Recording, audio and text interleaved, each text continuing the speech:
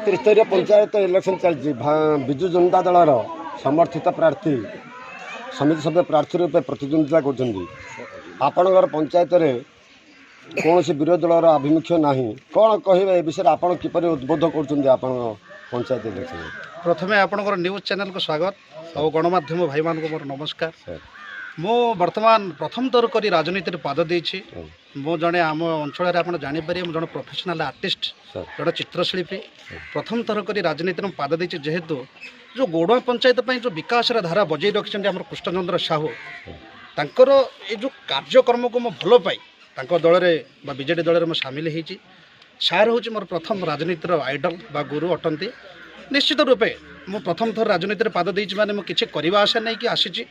आउ मो आशा रखुची जो आमर गोड़वासी ग्राम पंचायतवासी आम अंचलवासी जहाँ मो पर आशा रखिंट आपण मैंने जानते मोर तो पंचायत समिति काम निश्चित भाव में मुझे आम पंचायत समिति नहीं पहुँचेबी जहाँ जहाँ आम वार्ड वाइज बा आम पंचायत जहाँ उन्नतिमूलक काम रही जाइए कि पूर्व कृष्णचंद्र साहू जी स्थानीय सरपंच कहते पानीय जल जोगाणर व्यवस्था एवं करेन्ट